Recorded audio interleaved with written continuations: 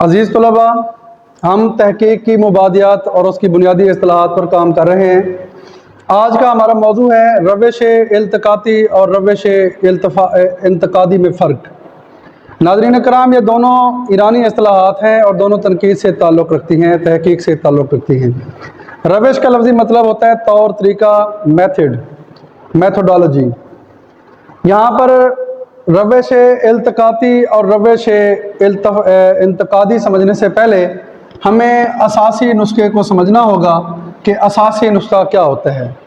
یاد رکھیں، اگر آپ کسی کتاب کی تدوین کر رہے ہیں تو وہ نسخہ جسے تدوین میں اہم ترین مان کر متن میں دیا جائے، یعنی آپ کے پاس بہت سارے نسخے پڑے ہیں۔ مثال کے طور پر اگر ہم کہیں دیوان غالب جو ہے سینکڑوں مرتبہ چھپا ہے، آپ کے سامنے اس کے 10 نسخے پڑے ہیں۔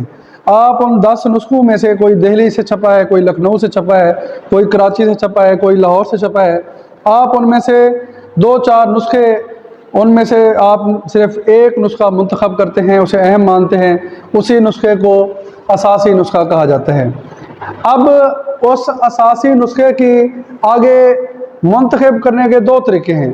ایک طریقہ ہے روش التقاطی کا، دوسرا طریقہ ہے روش انتقادی کا۔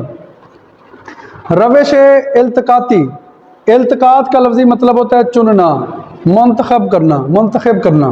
کسی متن کے نسخوں میں جو نسخہ آپ کو سب سے بہترین معلوم ہو رہا ہے، اس نسخے کو اساسی نسخہ بنا لینا روش التقاطی کہلاتا ہے۔ وہی بات ہے کہ جیسے آپ اساسی نسخہ وہی ہے جسے اہم مان کر آپ چنتے ہیں۔ اب اگر بہت سارے نسخوں میں سے آپ سب سے بہترین نسخہ چن رہے ہیں، اس چننے کے عمل کو کہتے ہیں روش التقاطی۔ روش انتقادی کیا ہوتا ہے؟